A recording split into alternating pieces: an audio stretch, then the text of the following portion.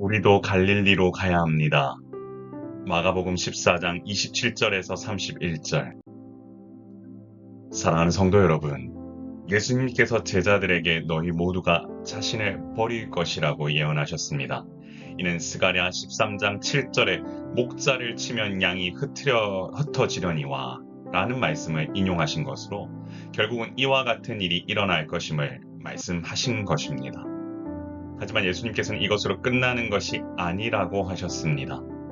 예수님께서는 다시 살아나신 후에 제자들보다 먼저 갈릴리로 가서 기다리실 것이라고 말씀하셨습니다.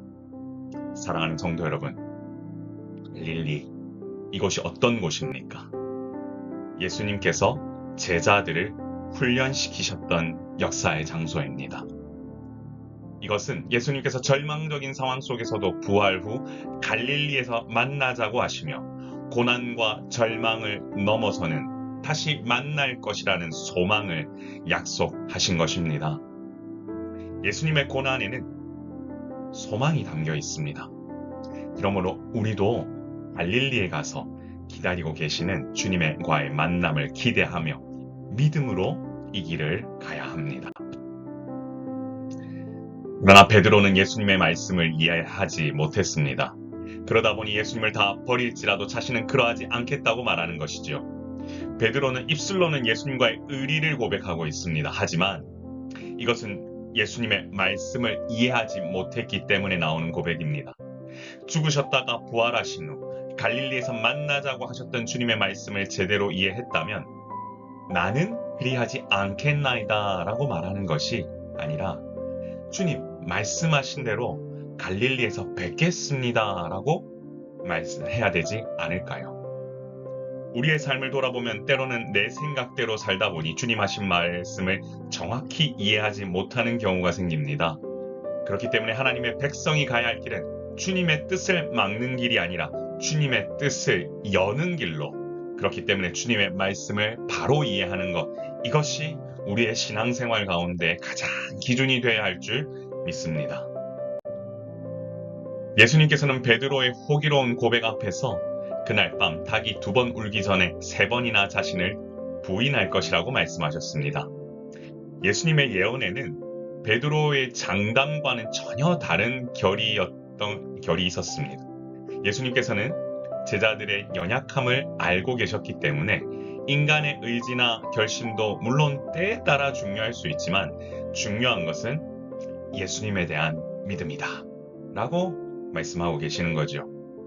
예수님께서 가시고자 하는 방향에 따라 믿음으로 따라가는 것이 중요합니다. 주님께서 말씀하는 것이 무엇이든지 말씀대로 내가 가야 할 방향이 무엇인지를 알고 가는 자는 예수님의 뜻에 맞게 걷는 삶을 살게 됩니다.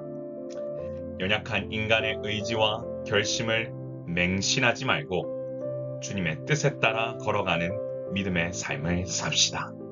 그것이 제자된 자가 주님 뒤를 따라가야 하는 사명이자 우리가 가야 할 길임을 기억합시다.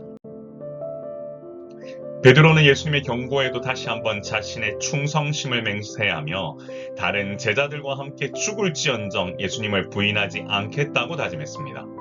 이는 베드로 혼자만의 고백이 아니라 제자들의 고백이기도 함께 담겨져 있지요. 그러나 그들은 이런 말을 하기에 너무나도 연약한 자들이었습니다. 예수님께서도 이들의 연약함을 아셨을 것이고 호기롭게 하는 그냥 말인 줄도 아셨습니다. 하지만 이 과정 역시 개인적으로는 제자들을 향한 훈련의 과정이 되었으리라 생각합니다. 그렇기 때문에 언제나 예수님의 제자된 자들이 가야 할 길은 주님의 뜻이 어디에 있느냐에 관한 부분입니다. 주님이 계신 갈릴리로 걸어가는 믿음을 갖추기 위해 힘쓰는 것이 너무나도 중요합니다. 사랑하는 성도 여러분, 우리도 갈릴리로 가야 합니다. 예수님께서는 자신의 죽음과 부활에 대해 말씀하셨습니다. 그것은 말씀을 성취하기 위해 반드시 가셔야 할 길이었기에 제자된 자들도 이를 따라가야 했습니다. 그러나 베드로와 제자들은 예수님께서 말씀하신 길을 따라가려는 의도보다 인간적인 생각을 기초로 예수님을 붙잡기에 급급했습니다. 예수님의 제자라면 예수님께서 왜 이와 같은 의도로 말씀하시는지 이해하는 것이 우선돼야 합니다.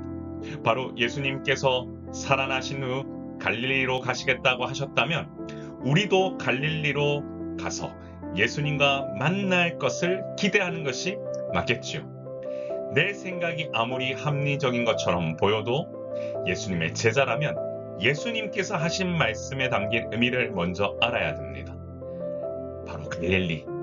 그곳은 예수님께서 제자들을 훈련하시고 예수님의 하나님 되심을 보여주신 곳이지요.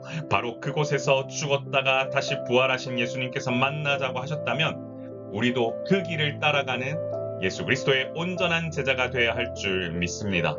나의 유익을 쫓는 것이 아니라 주님께서 말씀하신 그 뜻을 따라가는 것, 내 생각대로 사는 것이 아니라 주님께서 한 영혼을 살리시기 위하여 우리를 위하여 정말 자신의 목숨을 버리시기로 했던 그 마음을 안다면 우리도 갈릴리로 가서 다시금 주님과의 만남을 통하여 사명을 회복해야 할 줄 믿습니다. 여러분의 예배드리는 그 장소, 그리고 함께 기도하는 그 장소가 갈릴리가 되길 소망합니다. 그리고 바로 이 모닝 메시지를 통해서 선포되는 이 시간도 여러분에게 갈릴리가 되었으면 좋겠습니다. 많은 분들과 함께 우리 이 시간 기도하며 나아가는 그 은혜가 넘쳐나기를 소망합니다.